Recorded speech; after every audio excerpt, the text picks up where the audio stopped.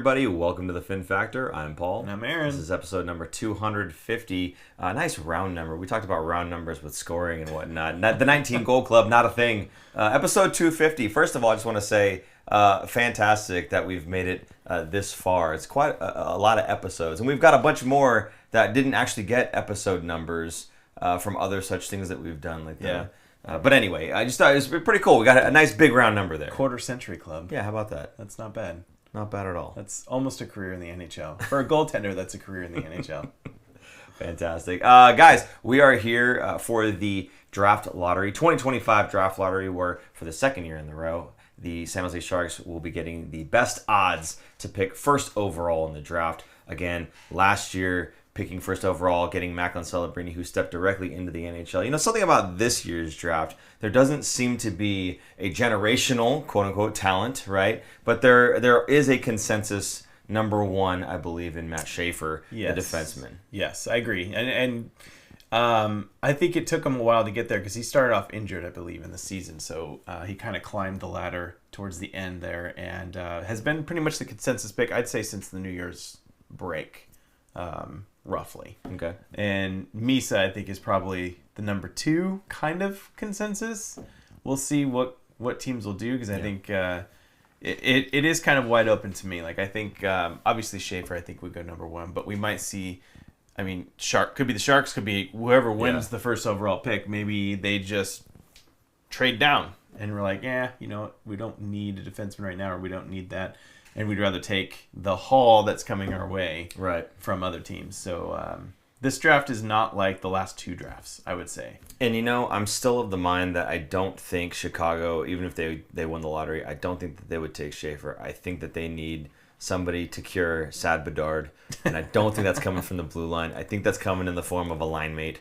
And I think even if there's multiple centers and Bedard plays center, we've seen with Will Smith this season, even for the Sharks, he's a centerman, but he wasn't playing center. He played on the wing. Next season will be different for him. But the point being, I feel like that's what they're looking for. They're looking for the Robin to Bedard's Batman, right? The Will Smith to Bedard's Celebrini. I think that's what they're going to want more than anything else. So, frankly, even if Chicago wins this first overall pick, I don't think it's going to change who the Sharks are going to be able to get from this draft. Yeah, I mean, it kind of reminds me of the 2022 draft a little bit. Okay. And that's, I think going into that draft, Shane Wright was kind of seen as the number one consensus pick, and then it kind of faltered right at the end. I mean, that's a little different because Schaefer, I think, is still considered number one and Misa two. Yeah.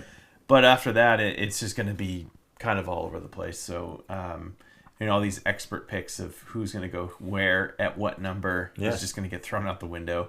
In fact, we've seen or heard on our last show, Greer had said, our top, our top picks are going to be different than 80% of the NHL's top picks. So they have their own scouting system, they actually scout the players and actually interview the players and go through this whole huge process. So they already have a list of who they like going into the combine, which hasn't even happened yet. So, things are definitely going to change here. So this is more of a live reaction, and obviously for you guys in the chat, we will be asking you guys to help us out with this show because as things are going on I believe it's ESPN is where they're doing the draft. So it's on ESPN right now. So if you have that, put that on the side, and you can watch us alongside as well. Get into the chat. If you have questions and whatnot, please dump them in there. Even if we don't get to them right away, when there's some dead air, perhaps a commercial that's going on ESPN.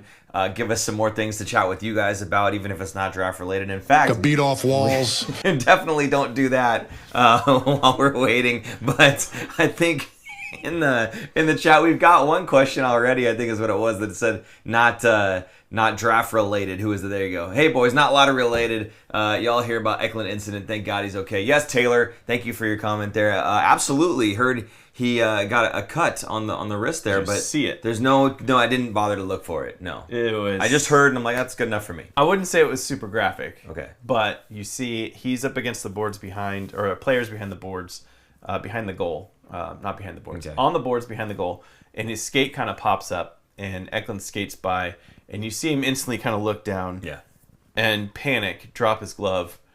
Grab it and skate it immediately, and he's screaming at the bench hey, and everyone just kind of like, oh god, and he gets there and right away they cover it up. So it could have been very bad, but luckily it was not as bad as it potentially could have been. I believe recovery time, they said 3 months, so he should be back and ready for when the Sharks are actually going to be playing games and whatnot. So maybe even some of the camps and whatnot. I think that timeline might blur a little bit there, but still scary. It's very scary. It's similar to the skate blade cutting the guy's neck, and now they're talking about having to wear mandatory neck gear. Maybe they'll introduce maybe some sleeves. I mean, the best bet for you to do as a player, if you're going to wear the neck guard, you might as well wear the turtleneck that covers your arms as well, right? Yeah, so that's actually, and a little detour, this is actually what they're doing with the kids now is, yes, they have to wear that collar, but for my son, we actually have him with what you're talking about there, the turtleneck version of that, where it actually has that cut-proof material there on the neck. But also it's long sleeved and it's got the cut-proof material right around the wrist. Same thing with the pants. Actually, same material for around the Achilles area, right? So they've got that kind of built into some of that undergarment stuff that kids wear beneath the gear, obviously. So yeah, I wouldn't be surprised if that starts being something that gets taken into consideration. Obviously, not. I wouldn't say it's as typical of an injury, right? Getting kind of cut right there. Yeah. But it's a freak accident, but it does happen. It's not like it's impossible to happen. So I would think you would start it at the kids level, right? Yes. You start it at kind of like the amateur kids level. Get them used to it. Make it mandatory. They're used to it. They're wearing it all throughout the career. Yeah. I mean, it's kind of funny because they have to wear face masks, right? Full visor, full mask, right?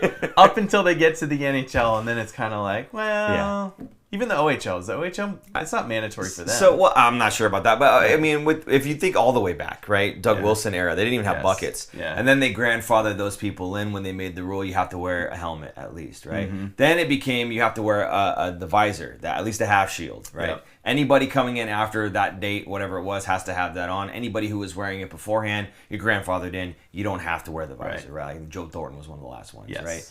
So it's funny because, again, Jace has always worn the birdcage. Yeah. And I know some other kids that always wear the fishbowl, right? Yeah. So that's what they call them. So I mean, there's benefits, right? You can see better with the fishbowl, but you get fogged up more. So you see better with the fishbowl, but yeah, I think you have the anti-fog stuff that you can put in there. Still, come on, that's not going to be... I don't know. I've always liked the cage. I don't know. And the funny thing is they'll paint the inside of the cage white and the outside of the cage is black. I don't know why they do the outside black, but the inside is white, so it blends with the ice. You don't notice the cage as much anymore. Totally aside from anything that's happening. But what I was going to say, however, was during this broadcast, which we have kind of out of sight just for our benefit, they did show the 3 Calder candidates. And we have been talking all season long, Calder watch, right? For the longest time, we had Matvey Michkov in the mix there, right? Well, guess what? Matvey Michkov, not one of the 3 that they named. Wow. Lane Hudson, our boy Macklin Celebrini, and Dustin Wolf. It's interesting because they did tie in points. Celebrini and Michkov. And Michkov had one more goal than Celebrini. I understand. But he beat him in points per game. Maybe they just couldn't have him on because he's in Russia. Maybe, yeah. The satellite not working, right. Whatever. Or he's sleeping. Could be the case. Right. So anyway, just so you guys know, that was when they were going to announce the 3 finalists for the Calder Trophy, and those are the 3. So we were pretty much on point all season long with those 3, other than Michkov. But again, we were talking about Dustin Wolf as well, just being too lazy to put the stats up there and want to compare those guys. But super producer Jason did not want to make another graphic, so we did not add him into our year-long Calder watch. You're over budget. Over budget. There you go. So right now, I guess I'll kind of just let you guys know what's happening. They're showing the briefcase. They've opened up the briefcase that has the stack of all of the names of the teams, and then they'll end up going in which order. They're showing the process of how the balls get dropped in and get picked and everything else. Aaron, do you remember, maybe you can spend a little bit of time, I feel like we're talking too much here. You can spend a little time telling the folks about how the balls get picked and the number sequences that come out and how those translate to the teams getting picked. Okay. Yeah. Sure. That's a lot, I know. Instead of having however many combinations of balls that there are, or combinations for the teams to win the lottery, they take only X amount of balls, 1 through 14, and each team is registered in this giant book of combinations, right? So they're going to pull, I think it's 3 numbers, and then they look at those combinations. I think it's 3 numbers. I mean, it's similar. Is it 4? I believe it's 4, but I could be wrong. So it doesn't matter. They'll pull a set number of balls. Set number of balls, and then it's a combination, and they look up in the book who has that combination and so that determines who the winner is. So for the first overall pick, now remember teams, they made a new rule maybe, 3 years ago, that you can't move up more than 10 spots. Right. So I think it was after... Who won it? Who won it that year? Somebody won the first overall pick, and they jumped up, and they were like a bubble team and just missed playoffs, and they ended up getting the first overall pick. I'm going to blank on who it is. Anyway, they are. You can only move up 10 spots. So if you are 12th to 16th, you can't get the first overall pick. If you're 12th, you can only get the second pick. If you're, I guess that's it. You can only just get the second pick, not the first overall pick.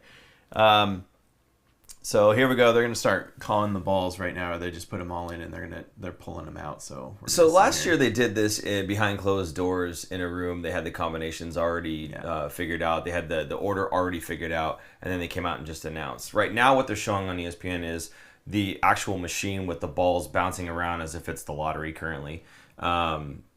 And they're just pulling out one ball at a time to then get the combination. I don't know if I think it was boring last year not doing this. Yeah, maybe. And so they added this in there because it was just kind of like, they pull up the cards, right? Here's this team. There's the order. And you're kind of like, well, I want to watch it, right? So Calgary is crossed off at 16 there. I'm not sure why That's probably because they don't have that number in their combination. Okay. All right. So they're already eliminated. I see. Out of contention for the first ball that came out was a 7. Apparently Calgary doesn't have any 7s in any of their combinations. This is way more exciting. It's a live update of who is or who is not going to get it versus is it Bill Daly, the guy who just holds up the cards of the teams. I don't know why they're doing 30 seconds between each ball pull. So that they really get I guess so. And they really got to draw it out for TV purposes. Guys, we really do need you to add some questions into the live chat because this is going to be a long one otherwise. 11 is the Holy next ball. Smokes. So, 7-11, it's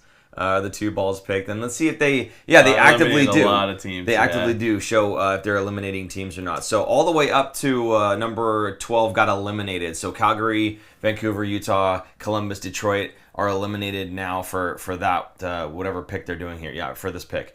So they're gonna pick a couple more, and then more teams will get eliminated until finally we have.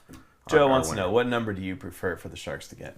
What number? Yeah, overall, what overall pick? So if they get first, it doesn't matter to me if they don't get the opportunity to pick first overall in later years, okay? Because hopefully after this season, it's not going to matter for a long time, right? Hopefully after this season, we're talking about at worst like 15th, right? 13th, somewhere in there. So we're not going to get the opportunity to pick first overall anyway. So to me, it doesn't really matter if we win it or lose it in terms of what does that mean for the future in terms of picks, right? So for me, if they get first, they get Schaefer, awesome. If they get second, another ball got pulled. 12 got pulled. Nashville got eliminated. So this is like deal or no deal. Yeah. You know what I mean? Nashville, Boston, Anaheim, and the Rangers knocked out of contention. So it just leaves the Sharks, Chicago, Philly, Seattle, Buffalo, Pittsburgh, and the Islanders. Final ball needed to win. So Chicago can actually win with 2 balls. So can Philadelphia. So can Pittsburgh. So can the Islanders. The Sharks only 1 ball. If the 8 pops up, it looks like the Sharks are not going to get the first overall pick. It looks like they will not. Yeah. So I guess back to what I was saying. It doesn't really matter to me in terms of are they going to be able to pick for what's his name McKenna for the future, right? That's just I don't think it's going to happen either which way anyway. So I think if they pick second, they're going to commercial break. Yeah, they're going to commercial break. So I think if they pick second though, you and I agreed on this. I don't think that Chicago's going for Schaefer, so I think the Sharks are going to end up with Schaefer regardless. Now that's just my feeling on the subject. Again, I wouldn't say we agree on that. I think Chicago is still going to take the top player because they are so in desperate need of top prospects at every position that I don't think that they would. Is Misa so far behind Schaefer that we can't possibly pick the second best? Only because Schaefer is an elite defenseman. And there's only so many of those in the NHL. Sure. I think elite forwards are easier to come by. Centers are harder, but wingers are much easier. Probably of any position, I would think, in the NHL. That to fill a position of need, it's the easiest to just go to the free agency and get a winger. Okay. To me. When you're ready. Obviously, Chicago's not going to go out and get someone next year. But As a prospect, I would think you'd want to take your chances on a position that's a little bit more scarce. Alex just put in there, says from 19.2% down to only 8% because of the one ball that can get pulled that would give us that first overall, that ball being the number 8, of course. So it's going right now. They're still on the commercial. This guy's in his cycling gear in the commercial. I guess we can comment on that one, I suppose. And somehow it's a commercial about decks. Who knew? Anyway, when this ball comes out, if it's number 8, hey, great, we're gonna grab Schaefer. I'm sure. Right. If that's not the case, I don't know. I think that again, if Chicago wins it, I don't think that Misa is so far below Schaefer that they don't go for him. That's just my sense. My sense is that they need to make Bedard happy. They need to have Robin. I know it's a joke. Get rid of Sam but Bedard. I'm dead serious. You cannot take your franchise cornerstone and have him be this sad. Right. He can't be. You got to fix that, right? And I think the best way to do that is to give him somebody he can play with, not somebody on the blue line that is going to move the puck to him and then he turns his back to the guy. He's got to have somebody that he can be with in the offensive zone making plays. And I think the best guy for that is probably going to be Misa because, again, between those two players, he's the only forward. And I think Misa is probably a little bit better than the rest of the centermen at least and the rest of the forward group. So that's my whole thing. Commenting on the commercials said, hey, CJ, I'm doing the best I can over here, okay? So Crichton falls to the door and made it. Thank you for joining us. Who? Crichton. 9, one of our members. So thank you for joining. I am curious, Crichton. Did you happen to type "falls through the door," or is there an emoji that we haven't? Remember we had that time. Yeah, I think you typed it out. Okay, all right. Because it would show up on here. All right. Joe wants to know what would sell tickets: a star forward over a D-man. I mean, yeah, it's the better pick. At this point, it's not about one of these guys selling tickets. Well, for Chicago is what he meant. Oh, for Chicago. Yeah. Oh, my they bad. Have Bedard right there. He tickets. put it in there. Okay. Yeah. Bedard sells tickets, don't you think? No? That's what I'm saying. They already have Bedard, the star forward, selling tickets. I don't think it matters to sell tickets because they already have the star power. I can tell you right now, what's going to sell more tickets is Bedard being even better. And the thing that's going to make Bedard even better is a guy he can play with. Not a guy he turns his back to once the guy passes him the puck. I'm just saying. Yeah. Misa at 2C, still on a wing. Okay. Or Will on the wing. I like what Nicholas Egan said. I think that the Sharks will get a good player in the top 3 no matter what. Yeah. No clear-cut one makes losing the lottery easier to swallow. I wholeheartedly agree. I think last year if we lost... Yeah. If the Sharks lost the lottery last year, it would have been devastating. Yeah. So getting Celebrini obviously was the prize there. So they are showing the board one more time now where it's showing that Sharks need one ball, only one ball that in the combination that can get it to them. And there's 2 or 3 other teams that have a combination of 2 different numbered balls that could come out of there. So it's looking pretty bad for the Sharks in terms of being able to get this. I don't want to hear about freaking fragile, okay? They have all the GMs on the screen too, remotely watching on their screens. So in 8 seconds now, the ball is going to come out, and if it's an 8, we will be very happy. If it's not an 8, we'll still be very happy, I think, regardless. So ball is coming up and out, and it is number 13, which is not a Sharks number, and that means the first overall pick belongs to. Come on, guys. Extremely disappointing. Yeah, they're checking it twice. They're checking and double checking and making sure. You guys already had everything up on the screen. Why are you making us wait? This is ridiculous. I apologize to all of our fans on behalf of ESPN. There you go. He's announcing. Here we go. Now. Winner of the 2025 NHL Draft Lottery and the first overall selection in the 2025 Upper Deck NHL Draft belongs to the New York Islanders. Wow. Oh, my God. They really moved up. They were they did. Look at this guy shaking his head. 10th overall, moving on up to first. That's the most you can move. Yeah. Right? Or I guess you're 11th. Well, 11, yeah. So that's impressive. Hey, you know what? Good for them. Good for the Islanders. The Islanders need something. Maybe that means Noah Dobson is now on the market. Ooh. With Schaefer being picked in the Islanders. You know, I love when you take lemons and you make lemonade out of it. It's fantastic. I do it very well. I like that. Thank you. They get their guy, and we get their guy. Right. Yeah. It's a win-win. It's a win-win. I like that. Okay. Well, I guess the rest of the order. Now they're going to do another they have to lottery do for the second overall pick. Yeah. So the Sharks can only move down one more spot at worst to third. So second or third is going to be theirs. Want to give a shout out to Mike Sharif. Hi all, longtime listener, first time live stream commentator. Love the show. Thank you for joining us. Glad you can make it. I know this 4 p.m. time slot is going to hurt and help people join that don't normally get to join. I'm actually really surprised. We got 45 people in here, 47 people in here, and it's, that's a pretty decent sized group, especially for a barely announced show right. at a 4 p.m. time slot. Now, obviously, there's something big happening. We appreciate you guys for joining us for this. Obviously, a lot more fun doing this with a group that's live chatting, and we're all having a good time. But it just kind of took me by surprise there. So let's do a roll call right yes. now. How about roll call? Tell us in the chat where you are watching from, what city you're watching from, and do you think the Sharks are going to get that 2nd overall or 3rd overall? What do you think? Or do you want to change that question too? No, that's fine. That's fine. Keep the question. Do you think they're going to be... Or do you think the Sharks are going to trade that pick now?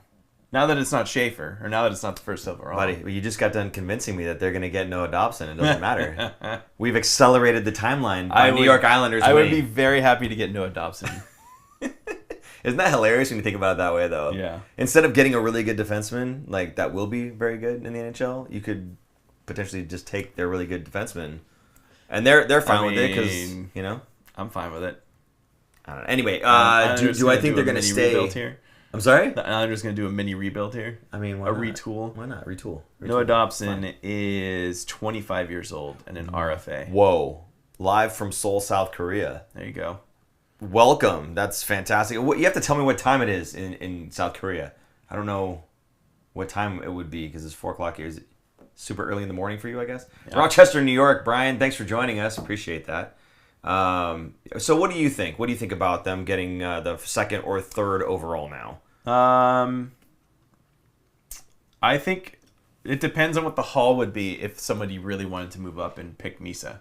If someone's going to be trading away, make a big change to their team, either with more draft picks, prospects, something high end, it's going to take a lot to get that 2nd overall pick. So I don't know if we would ever know what that would be if it didn't happen. You know what I mean? Like if the Sharks don't trade it and they ended up picking Misa, what were the offers that were on the table that were left on the table? I would want to know that, which we'll never know. So the second draw, by the way, I noticed this is in the bottom of the screen here. They've already got 3 balls pulled, and it looks like we have the highest % chance now, even after those 3 balls. Yeah, 36.4% of winning that. Next highest would be Nashville and Boston, both at 18.2, so it's not looking good for Chicago because they're at 9.1, along with Utah and Calgary also at 9.1. But of course, Utah and Calgary can only move up 10 spots, which means the Sharks would still have the 2nd overall pick if either of those get pulled. Now Utah is 3, Calgary 9. The Sharks 4 balls that would get them the 2nd overall chances. Now. Very good chances. Nashville and Boston only 2 balls. Everybody else with just 1. So I don't see a timer on there where they're saying when there it is. 30 seconds until the next ball, but that timer hasn't started yet, so it could be 45 seconds to a minute. Who knows? They like to take their time. They're gonna go. Apparently, they're looking one more time at that sheet to make sure that they actually wrote down those 3 numbers properly. So that's fantastic, I guess. 36% isn't bad. Well, 36% is twice as good as anybody else individually on there. Obviously, the aggregate is better for the rest of the field than it is for the San Jose Sharks.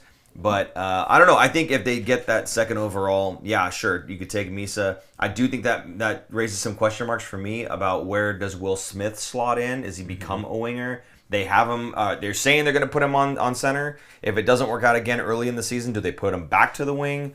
Who knows, right? Then you've got some of the young guns coming in at wing. So with Quentin Musty, right, and Chernyshov. So who knows if they even really need this centerman. They may end up making a trade here to kind of get this bumped down a little bit and pick the best player in my heart, who's also an international skater, and that, of course, Victor Eklund. Right. Yeah. Well, we're going to see. They picked the last trade down, baby. We're going to see what they got. Trade down. The 4th. Oh, now they're going to go. The 4th overall selection is what they're going to start with. They're doing the 4th overall. Oh, okay. Yeah.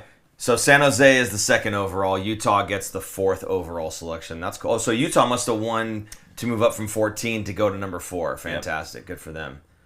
Man, wow, that's insane. That's pretty good for Utah. That's insanely good. The Utah, what are they, Mammoth? Is that what was now leaked? It's the Mammoth, I believe. Right? I think it was leaked out there, and they haven't quite officially announced it yet. And now they're showing a Sharks. So it looks like a draft watch party. There you go. Yeah, SAP Center. Nice. They're jumping around, having a good time, loving it out there that they got the second overall. Could have had the first, but you know what? It's okay. Yep. I think it's going to be fine. I think it'll be all right. Yeah. Now we'll see if it will be Misa or if, I don't know. They traded So it away. you tell me, and maybe you guys in the chat can tell me too, because I don't know enough about the Islanders because I'm a Sharks fan. Right. What would the Islanders be looking for more than anything else? Do the Islanders think that they need a future Everything? star center? Do they think they need a future blue liner because they have Dobson, as you said? Right. Right. So So they maybe have to re-sign Dobson. He's an RFA still. they control his rights though, so They that's have good for Ryan them. Pollock. They have Adam Pelech ahead of them, kind of on the depth chart, or at least money wise. Matthew Barzal is their captain and their number one center. Yeah. So Bo Horvat's there. Anders Lee is there. Palmieri's a UFA. So Yeah, Lee and They Palmieri got- are both 34. yeah, it's kind of aging. So they do need some injection of youth here. So to me, I think they would still take Schaefer. Okay. I think that's going to be their correct play for them.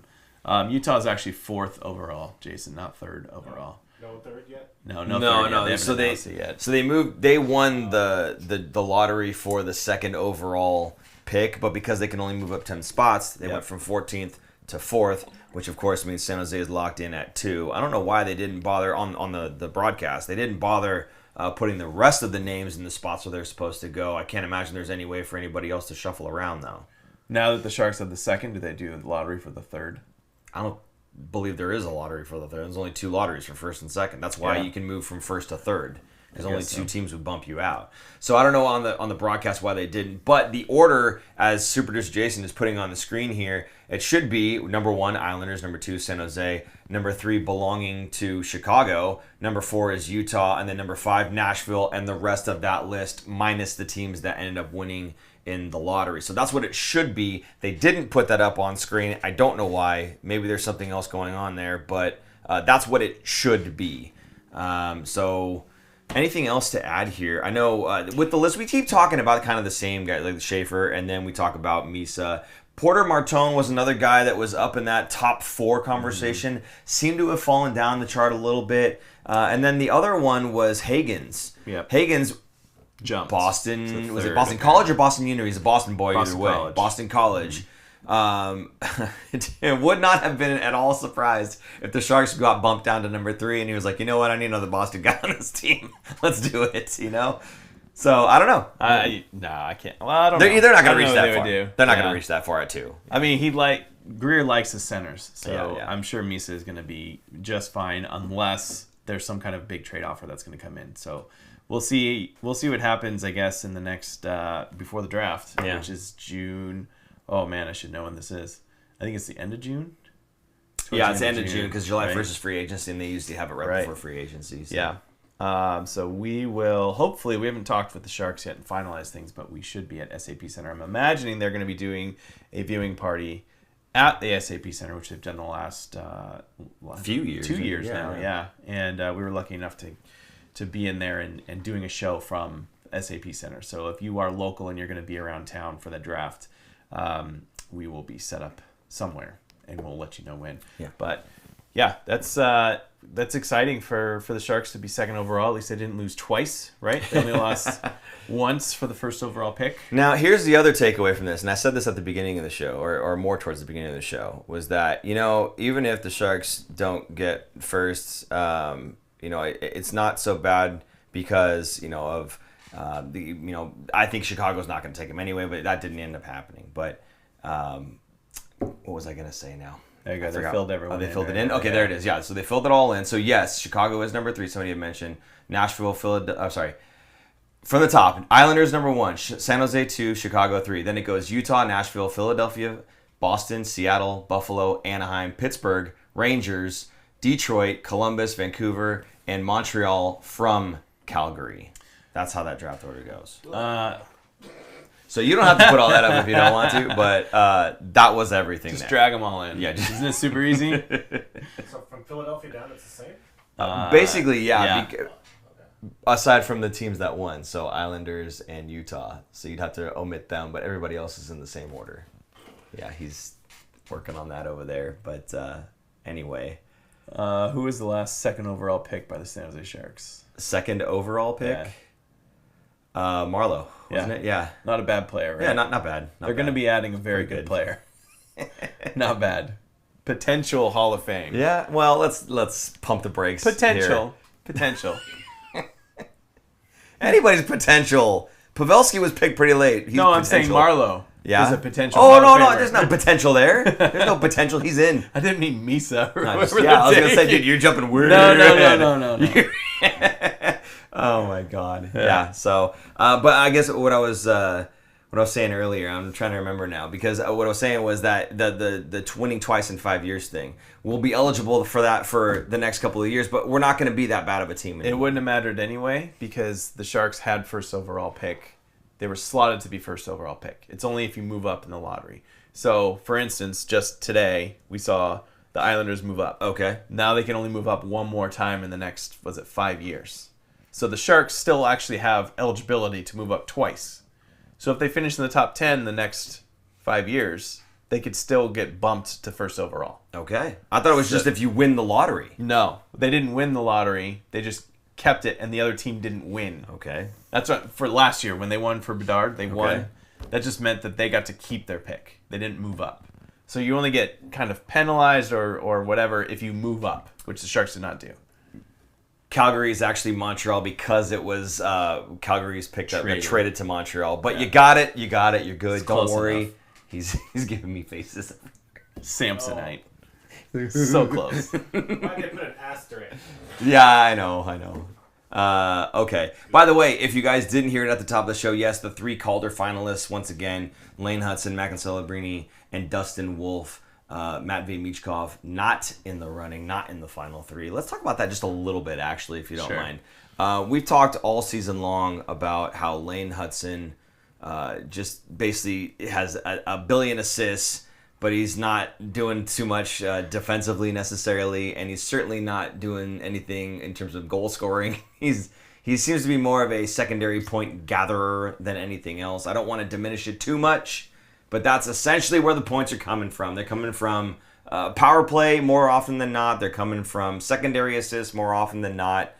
And when you look at the fact that Celebrini, even though he had one less goal than Michkov, is the other guy, the other forward in that group, I think it speaks to a little bit to how much they see the whole game that he brings. And I'm hoping that is what outshines everything else with regard to Lane Hudson. For me, there's not as much to look at with Lane as compared to Celebrini and say, wow, look at what he did, right?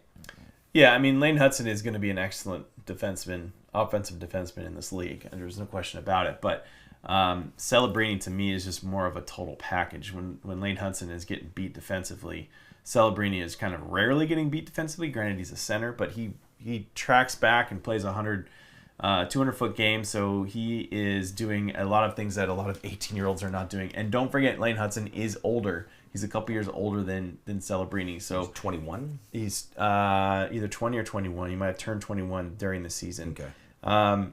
So Celebrini was up against a 20-year-old in Michkov, and I think 21 in Lane Hudson. Yeah, he's 21 now. He turned in February. So Celebrini is still 18 years old.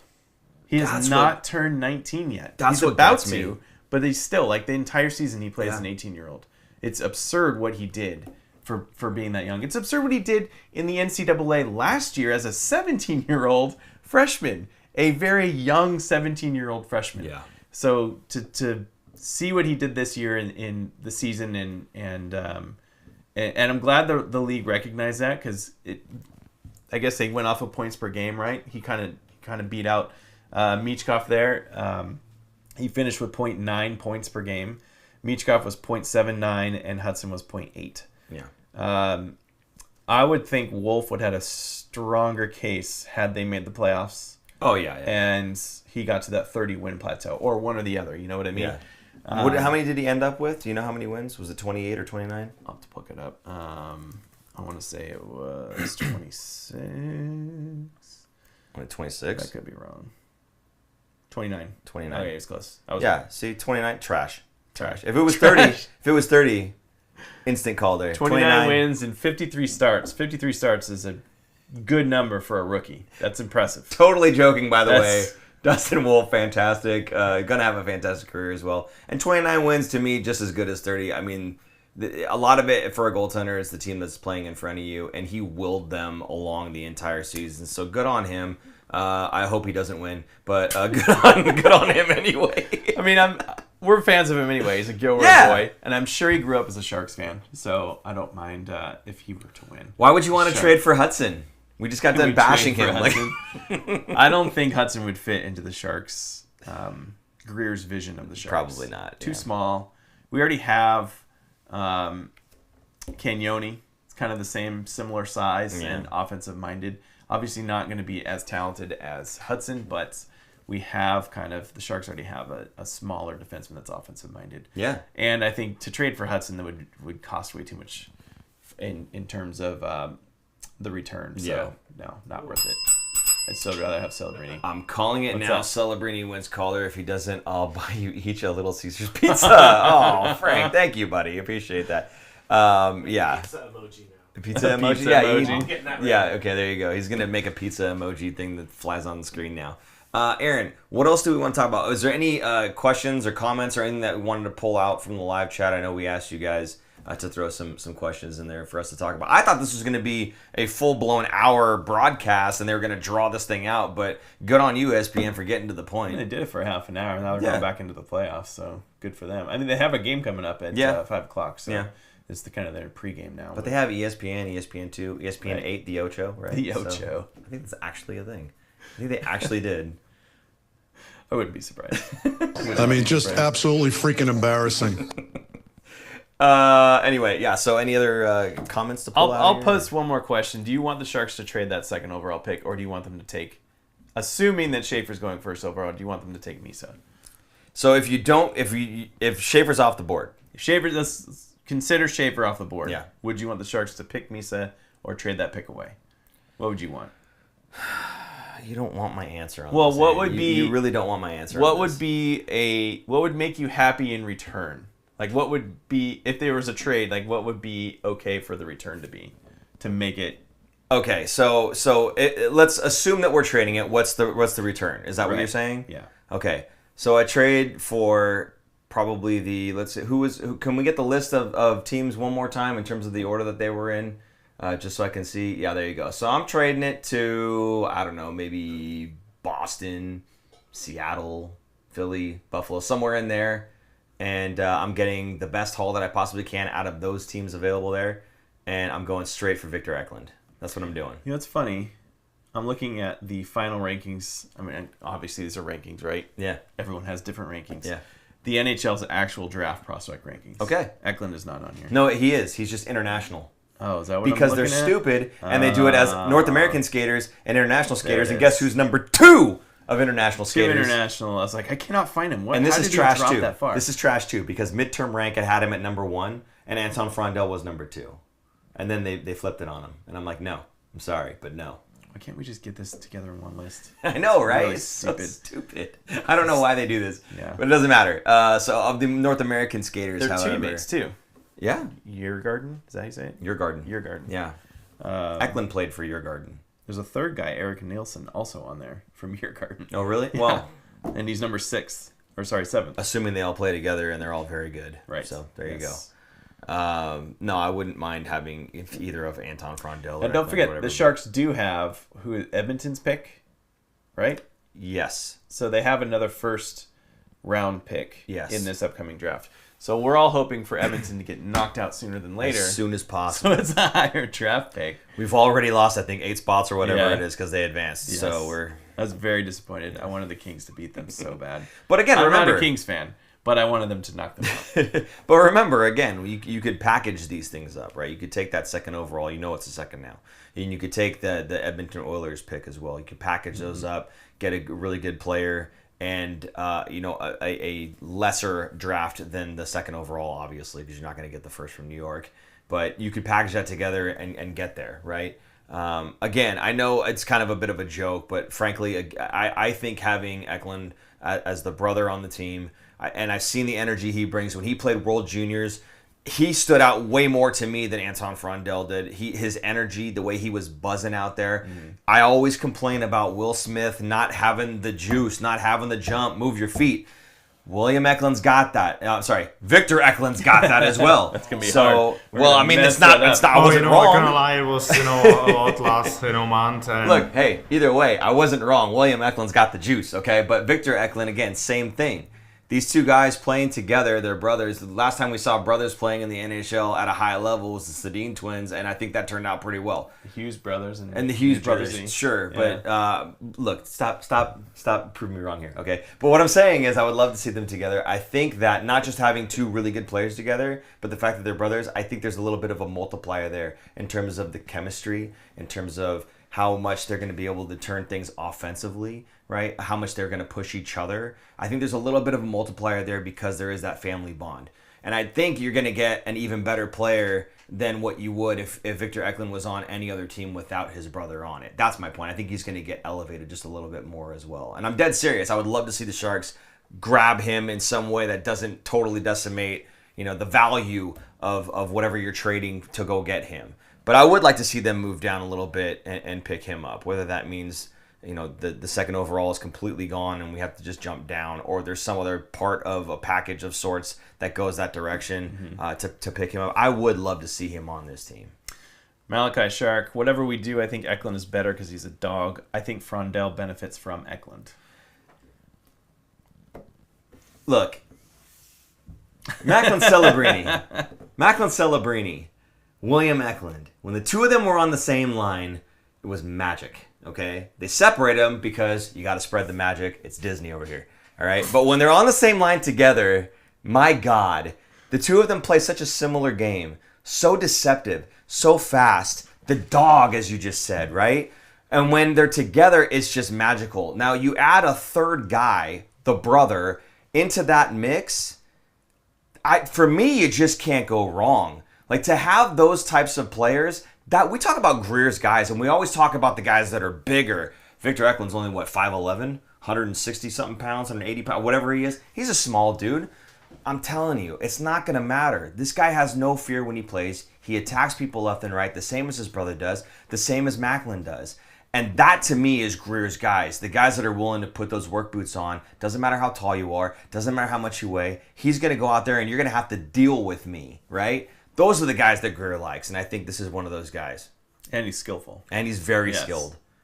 Very skilled. Yeah. Even at number 8 overall or 10 overall, wherever you want to place him, right. That's a high-skill player.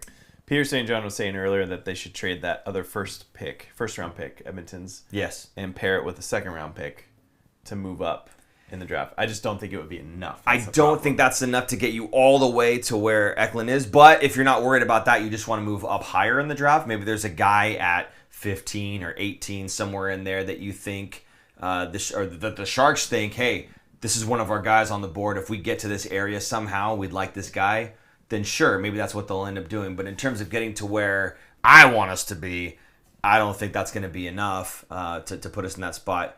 All because Edmonton decided to go and win their first round. Bunch of jerks. Now, don't forget the Sharks also have 2 second-round picks. Okay. So they have Ottawa's second-round pick. Yes, they do. That was part of the trade with... Was it Zetterlund? Was that part of the Zetterlund trade? It was. Second to Ottawa? Yeah. Zetterlund, Robbins, and a 4th-rounder for a Stopchuk, the second-rounder pick, and your boy, Noah Gregor. Oh. By the way, you said a Stopchuk. Yes. That leads me to the Barracuda. Yes. Barracuda have been doing their playoffs. They got past the first round here, beating, I believe it was the Reign. Yes, Ontario Reign. They swept them. Well, swept them in a best of 3. Yeah. So they won the first 2 games. Yeah. They shut sweep. Askarov shut him out in the first game. And the second one, I think they won 2-1. And it was a late goal by Colin Graff, I think, with 2 minutes left. Yeah, 3 minutes left. So and then in this second round here now, I believe they lost the first game and they came back and they won the second game in overtime. I cannot remember who scored the first goal, but they ended up going to overtime. And I remember before the game was even played, I was down at Sportsplex, Silver Creek Sportsplex. My kids do inline hockey down there. They just got a tournament. It was a lot of fun. But I was talking to one of the guys that was down there, and he knows that I do the show, and he goes, hey, what do you think the Barracuda are going to do tonight? And I said, they got to win. He goes, who's going to be, who's the guy? I said, Colin Graff. Yep. Colin Graff's my guy. Colin Graff's going off. good. He's scoring. He's going to win it. He's going to be the guy. He's going to win this game. I didn't even know, because it was before the game even started, right? So the game goes on. It's tied going to OT. Colin Graff scores, and I'm just like, I love when I'm right, because it happens so often. I was at both games. Were you? I was there Friday night, and I was there on last night. Okay. Friday night, that game was kind of boring. Yeah. It was, they went down. It was, the goaltender for the Colorado Eagles is pretty good. And I felt like the Barracuda were playing without their top scorer, and they were, because Podolsky is still out. So they're missing Podolsky. Right. Mook Medulin would have been such a great addition to this team, and he hurt his shoulder at the end of the NHL season, so he was unable to play. He had surgery on it. That would have helped them big time.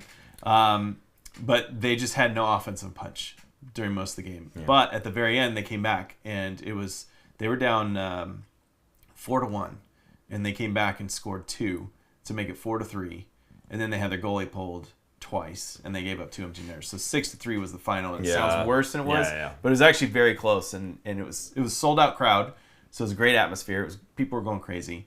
And then last night's game, another sold out crowd, much tighter this game, and much chippier, which I imagine a lot of carryover from game 1. Almost every play ended up in a scrum, kind of like just having to separate all the players out. And they went to overtime, and Colin Graff with the winner. Totally off topic. I'm now a little bit of a Nickelback fan because I saw a meme that says, "Look at this Colin Graff." Oh, jeez. And I got in my head, "Look at this Colin Graff." Fantastic. Anyway, new graphic. Yeah, graphic. There you go. Colin Graphic. Have you seen the GIF where it's just him going into I think it's from the music video from that, where he's like, look at this picture, look at this photograph, and it's like zooms in on the picture, and it's Colin Graff. Yeah. Maybe that's what we can do. Yeah, do something with that. Fantastic. We need the Colin Graff, like some sort of a plot chart.